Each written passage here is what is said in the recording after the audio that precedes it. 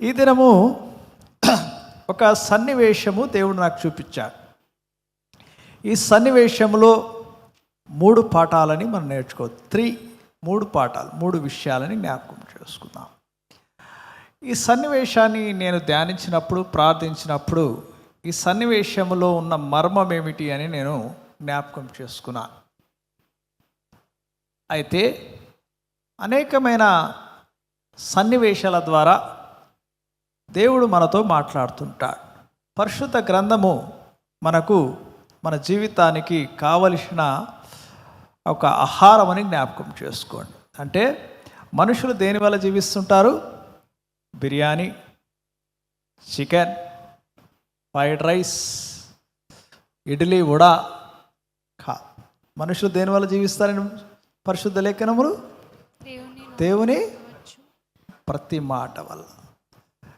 మన శరీరానికి కావలసినది ఆహారమైనను, నీకు ఆత్మకి బలపరచాలి అంటే నీకేం కావాలి? వాక్యం కావాలి.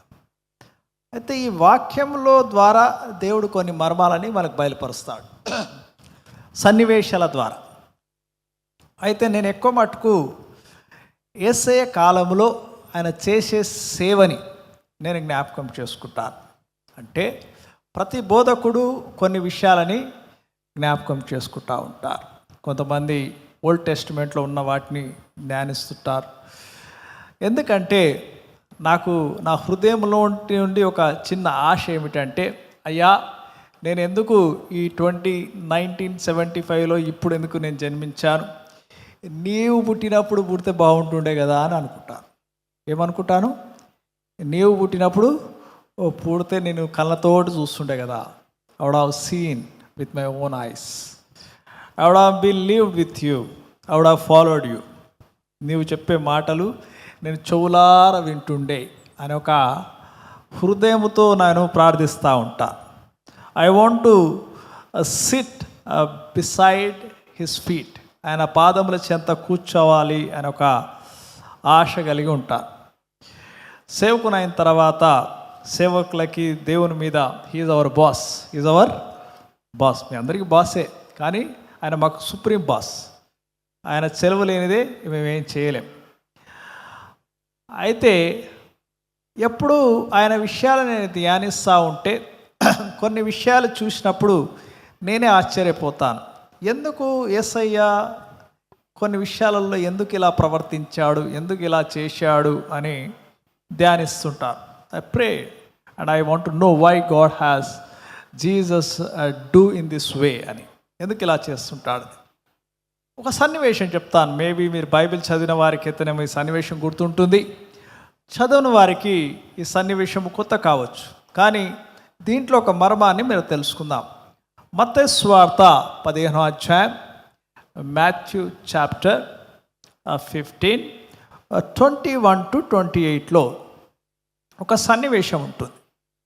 ఈ సన్నివేశము ఏమిటంటే, యేసయ్య తన పరిచర్యలో తన చేసే సేవ కాలంలో సిదోను అనే ప్రాంతంకి వస్తాడు. ఎక్కడికి వస్తాడండి? సిదోను అనే ఒక ప్రాంతంకి వస్తాడు.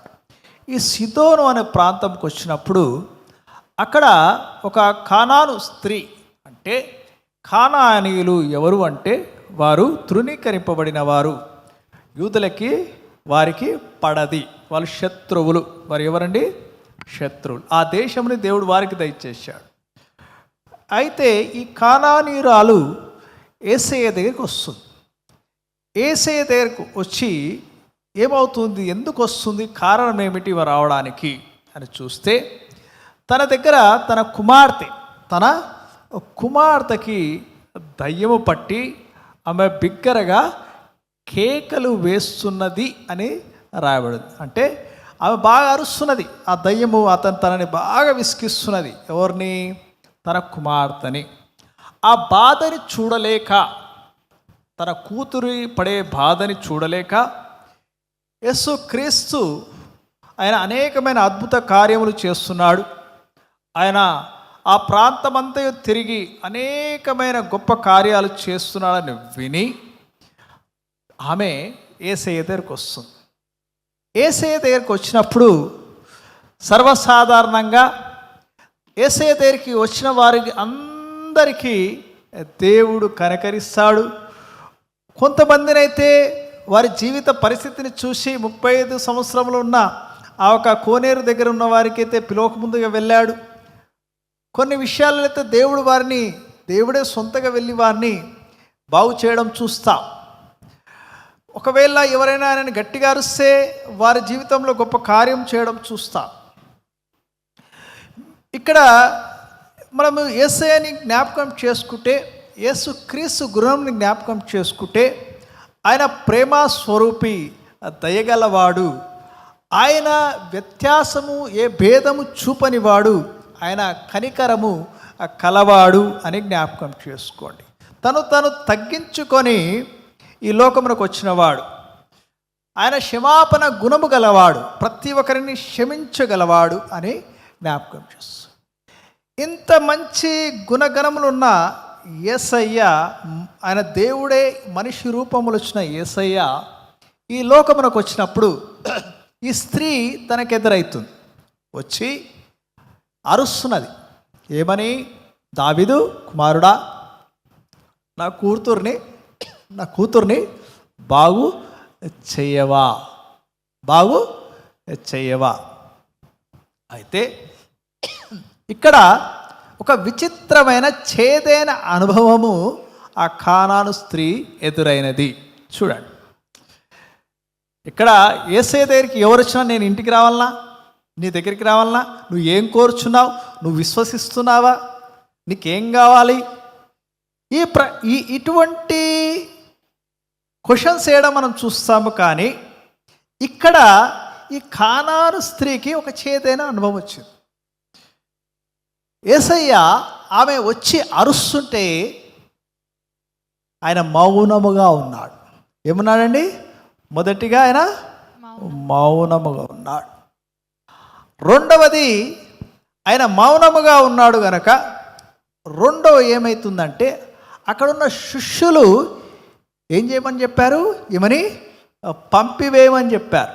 ఆమె ప్రాబ్లం పక్కన పెట్టేశారు. ఎందుకు ఈమె అరుస్తున్నది, ఈమెను ఏం చేయమన్నారు? పంపివేయి, తోసివేయండి అని చెప్పారు. మూడవది, ఒక బాధకరమైన మాట యేసయ్య అంటాడు. ఆమె బాధకరమైన మాట. ఆమెని నేను నీకోసం రాలేదు అని చెప్తుంటాడు. ఈ మాట యేసయ్య ఎలా అంటాడు? అందరూ ఆయన సృజించిన వారే కదా, అందరి నిమిత్తమై ఆయన వచ్చాడు కదా, అందరి పాపముల నిమిత్తమై ఆయన ఈ లోకమునకు వచ్చాడు కదా అని ఏ భేదమును వ్యత్యాసం చూపనివాడు కదా, ఈ స్త్రీని ఎందుకు ఆ మాట అన్నాడు అని నేను ధ్యానించాను. Why? The reason behind it.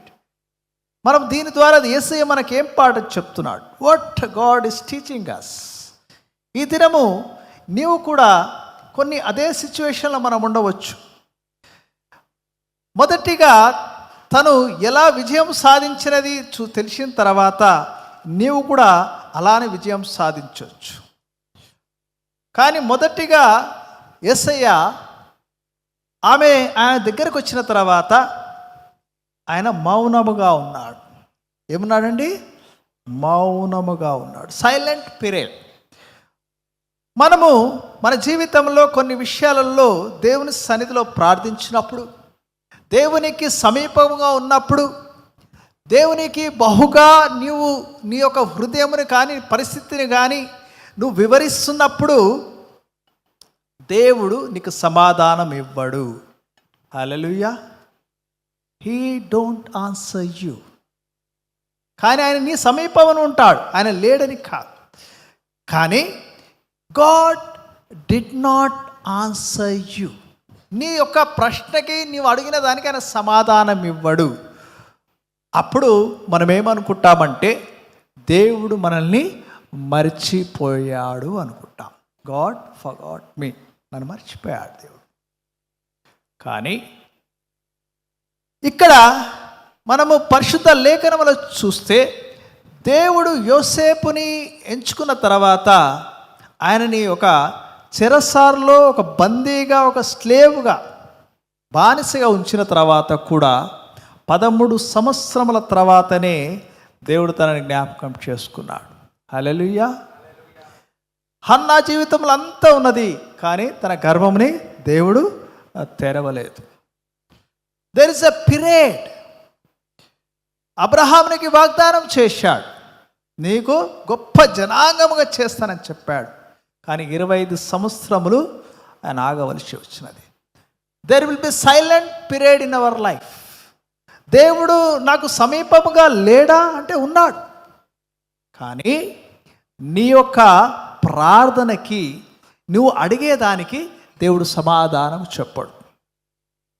ఎందుకు చెప్పడు అనే దానికి నేను ఎలా మనము దేవుని యందు మనం ఎలా సమాధానము తెచ్చుకోవాలి అనే దానికి కొన్ని మాటలు చెప్తాను. అక్కడ ఆయన సైలెంట్ పీరియడ్లో ఆయన నీ హృదయముని చూస్తూ ఉంటాడు, దేవుని ఎడల నీ నమ్మకాన్ని చూస్తూ ఉంటాడు. హల్లెలూయా, హల్లెలూయా. అయితే దేవుడు మీద ఒకవేళ నీకు నమ్మకం ఉన్నట్లయితే, ఆయన యందు నువ్వు విశ్వసిస్తున్నట్లయితే, నమ్మకముగా నువ్వు జీవిస్తున్నట్లయితే దేవుడు నేను జ్ఞాపకం చేసుకుంటాడు. అందుకే యెషయా గ్రంథము 40:31 సార్ చదువుదాం. యెషయా 40:31. యెహోవా కొరకు ఎదురు చూచువారు, యెహోవా కొరకు ఎదురు చూచువాడు నూతన బలము పొందుదురు, నూతన బలముని పొందుతాడు. నువ్వు ఆ సైలెంట్ పీరియడ్లో దేవుడు సమాధానం చెప్పనప్పుడు నీవు దేవుని కోసం ఎదురు చూస్తూ ఉంటే, విశ్వాసముగా ఉన్నట్లయితే నువ్వు నూతన బలమును దేవుడు నీకు దయచేస్తాడు. నమ్మిన వారు గట్టి హల్లెలూయా చెప్తాం. ఇలానే ఒక ఫార్మర్ ఏం చేస్తాడంటే, ఒక బ్యాంబూ ట్రీ అంటే పెట్టినప్పుడు దానికి నీళ్ళు పోస్తూ ఉంటాడు. జనరల్గా బ్యాంబూ ట్రీకి ఉన్న లక్షణం ఏమిటంటే, అది విత్తనం వేసిన వెంటనే, పెట్టిన వెంటనే పెరగదు. అది ఇట్ టేక్స్ లాంగ్ టైం. కానీ ప్రతి దినము దాన్ని వాటర్ పోస్తున్నాడు, దాని కేర్. పక్క ఉన్న వాళ్ళందరూ చూసి ఏం లేదు, ఎందుకు దానికి పోస్తున్నావు అనుకుంటే, ఒకే ఒక ఇయర్లో ఆఫ్టర్ 2-5 years ఒకేసారి అది పెరిగిపోతున్నది. హల్లెలూయా, హల్లెలూయా. విత్తనము పెరుగుటప్పుడు మనమందరం అనుకుంటాం కనిపించకుండా ఉంటుంది, కానీ విత్తనము భూమి లోపట అది చనిపోయి దాని వేర్లు భూమి లోపటికి నీళ్ళ దగ్గరికి వెళ్తుంటాయని జ్ఞాపకం చేసుకోండి. హల్లెలూయా. The silent period is a period where we need to connect to God more and more and more. హల్లెలూయా. నువ్వు ఇంకా లోతైన అనుభవాలకు వెళ్ళాలి. లోతైన అనుభవాలకు ఎప్పుడైతే నువ్వు వెళ్ళినప్పుడే దేవుడు నిన్ను జ్ఞాపకం చేసుకుంటాడు. రెండవది, అక్కడ శిష్యులు ఏమన్నారంటే, ఈమె ఏం చేస్తుంది, బాగా అరుస్తున్నది, ఈమెను ఏం చేయమన్నాడు, పంపివేశాయి. డిస్కరేజ్మెంట్ ఏమొచ్చింది ఈమెకి? అక్కడ ఉన్న వాళ్ళంతా వెళ్ళిపో. ఎవరు? అయ్యా ఈమె పని చూడండి అయ్యా, ఈమె వచ్చింది అరుస్తున్నది, ఈమెది ఏదో చిన్నది బాధ అవుతున్నది అని యేసయ్యకి చెప్తే తప్పకుండా యేసయ్య కనికరం చూపిస్తాడు. అయితే అక్కడ ఉన్నవారు కూడా ఏం చేస్తున్నారంటే ఆమెను డిస్కరేజ్ చేశారు. ఏం చేశారండి? డిస్కరేజ్మెంట్. చాలామంది మనల్ని డిస్కరేజ్ చేస్తారు. నీ జీవితంలో నువ్వు చేసే కార్యాలు కానీ, నువ్వు అనుకున్న విధానం కానీ, నీ జీవితంని కానీ మనుషులు నిన్ను ప్రోత్సహించే దానికన్నా, ఎంకరేజ్ కన్నా డిస్కరేజ్మెంట్కి మాటలు బాగా వస్తాయి. అనుకుంటున్నావా? అవుతుందా? డిస్కరేజ్మెంట్. ఇక్కడ తన జీవితంలో రెండవది ఏమి ఎదురైనదంటే ఈమె పంపివేయని చెప్పారు. ఈమెను ఏం చేయమని చెప్తున్నారు? పంపివేయండి, అవసరం లేదు ఈమెన్నాడు. అయినా ఎప్పుడైనా జ్ఞాపకం చేసుకోండి, నువ్వు దేవుని కోసం కనిపెట్టినప్పుడు నిన్ను ఎవరైనా సాతానుడు నీతోటి ఇది కాదు అని నీతో మాట్లాడుతుంటే నువ్వు అర్థం చేసుకోవాలా, నీ కార్యము సఫలము కావచ్చున్నది, సాతానుడే నీ త్రోషి వేయడానికి ప్రయత్నిస్తున్నాను. జ్ఞాపకం చేసుకోండి. హల్లెలూయా. Discouragement will definitely come. ఇలానే ఒక అతను వాళ్ళ స్నేహితులలో ఐఏఎస్ ఎగ్జామ్ కోసం, ఐపీఎస్ ఎగ్జామ్ కోసం ప్రిపేర్ అవుతున్నాడు. ఫస్ట్ ఇయర్ రాశాడు, డిస్క్వాలిఫైడ్. సెకండ్ ఇయర్ రాశాడు, డిస్క్వాలిఫైడ్. థర్డ్ ఇయర్ రాశాడు, డిస్క్వాలిఫై అయిపోయాడు.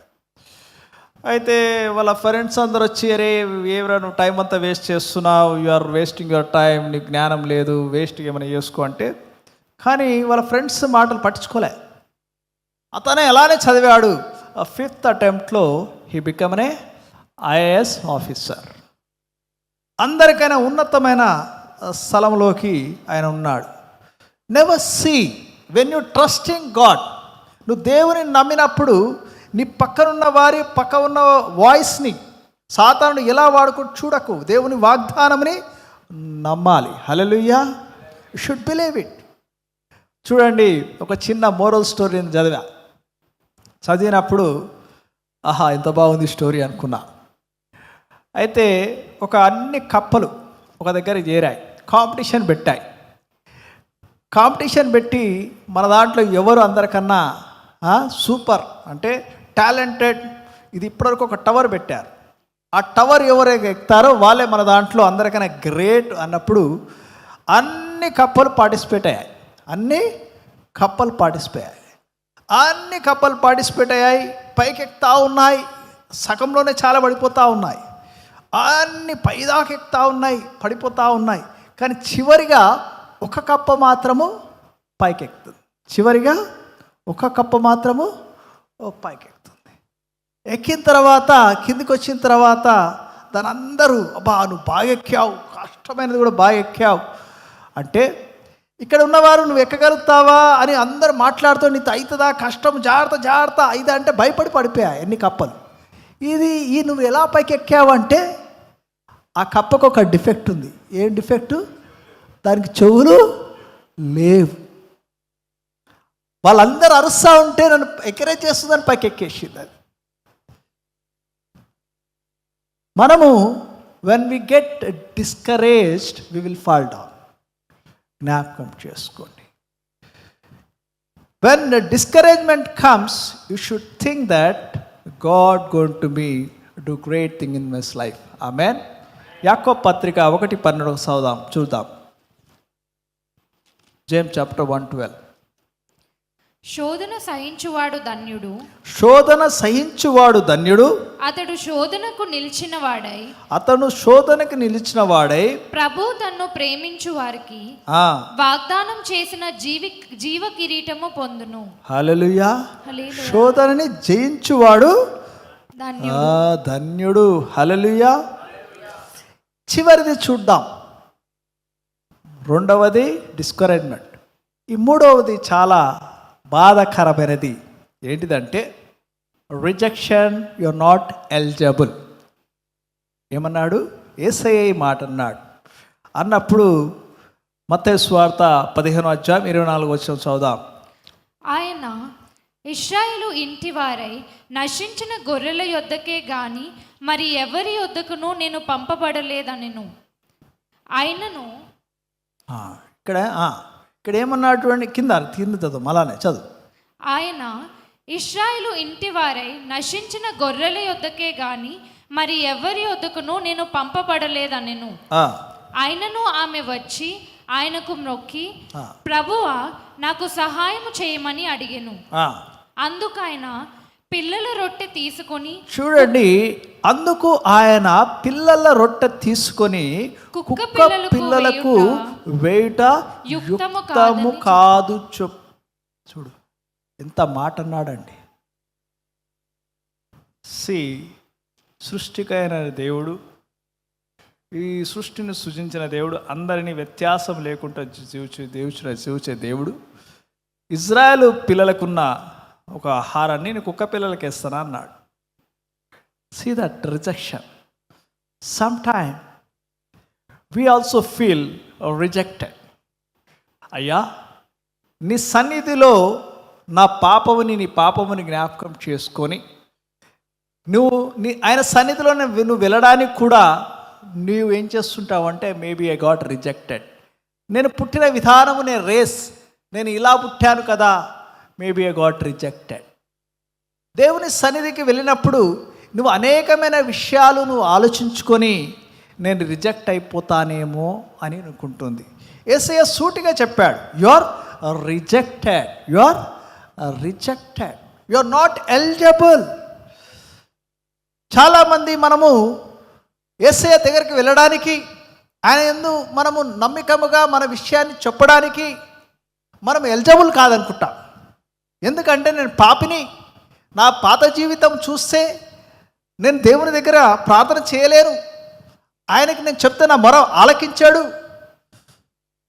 నా గతంని చూసినా, నా తల్లిదండ్రులను చూసినా, నేను జీవించే విధానం చూసినా దేవుడు నా మాట వినడు. ఎందుకంటే నేను జీవించిన తర్వాత ఆయనకు నమ్మకంగా నాకు అనేకమైన కార్యాలు దేవుడు చేశాడు. నేను అయినా కూడా ఆయనకి విరోధంగా జీవించాను అనే ఆలోచనతోటి we feel I am not eligible, I'm not feel eligible, I'm not eligible అనుకుంటారు.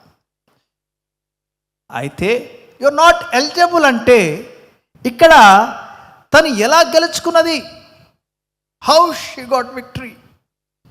తనలో ఒక గుణం ఉన్నది, షీ హ్యాజ్ ఏ పర్సిస్టెంట్. ఏమిదండి? పర్సిస్టెంట్. విడవకుంటా దేవుని వెంట పడినది ఆమె.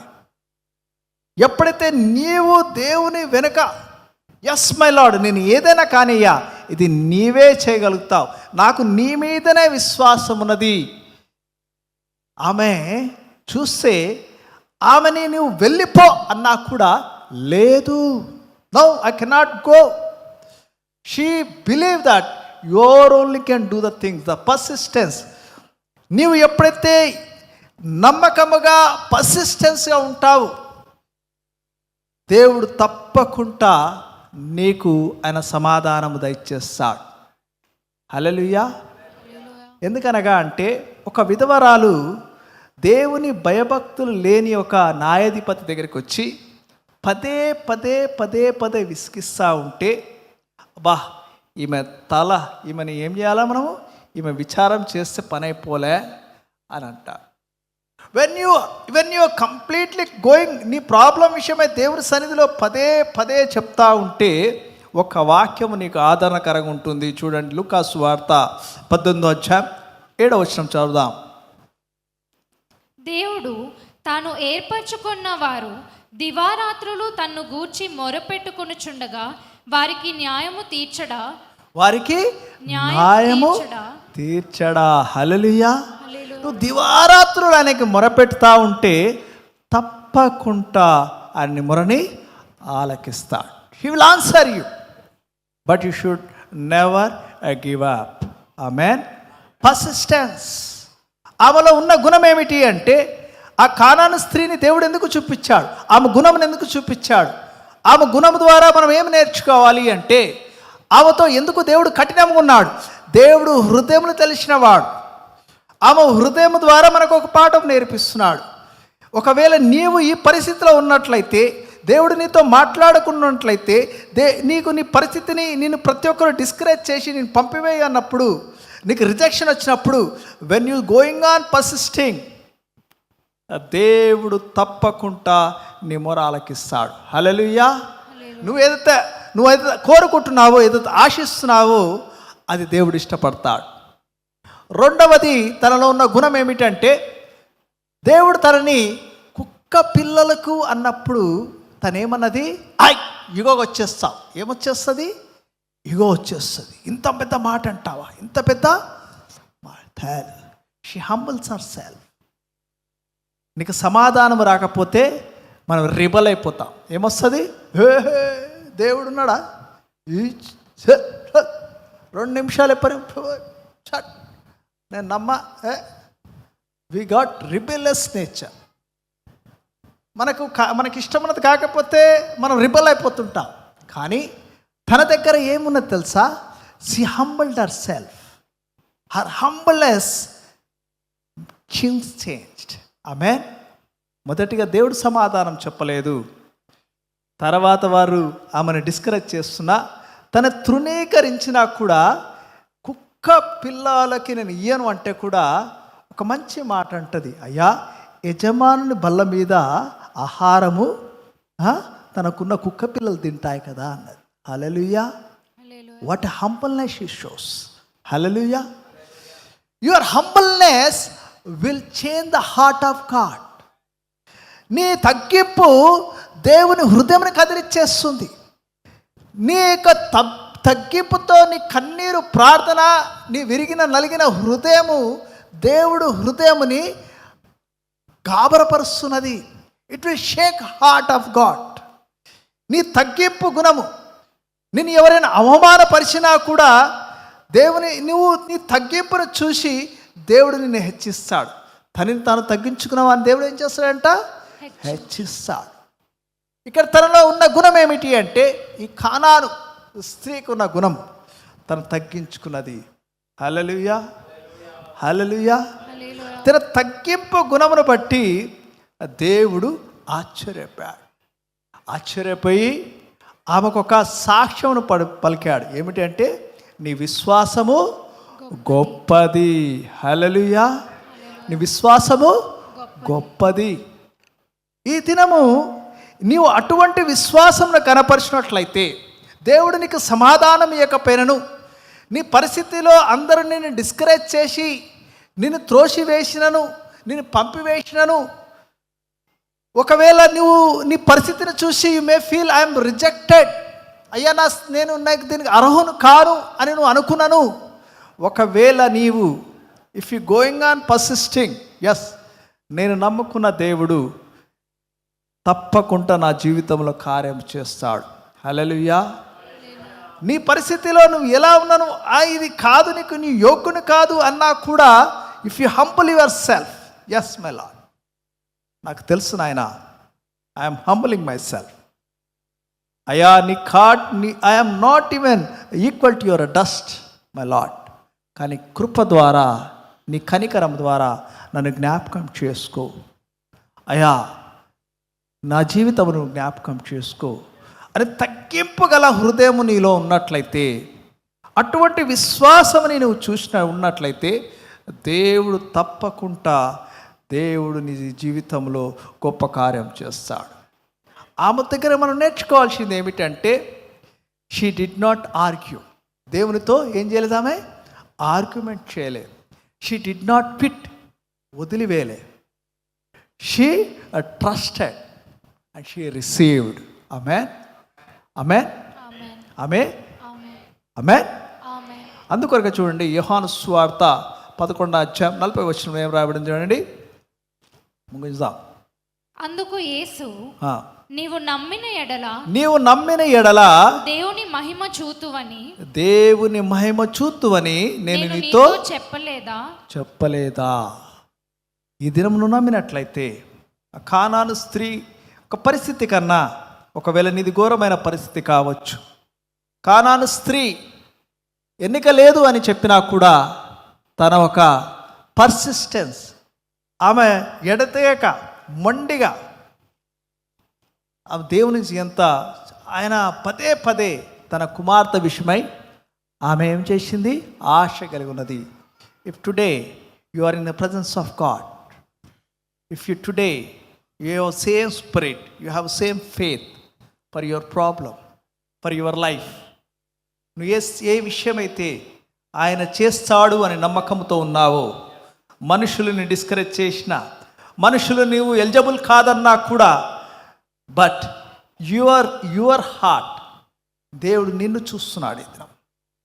If you pray in his presence, I'm telling you today, నా దేవుడు నమ్మదగిన దేవుడు, ఆయన వాగ్దానం ఇచ్చి నెరవేర్చు దేవుడు.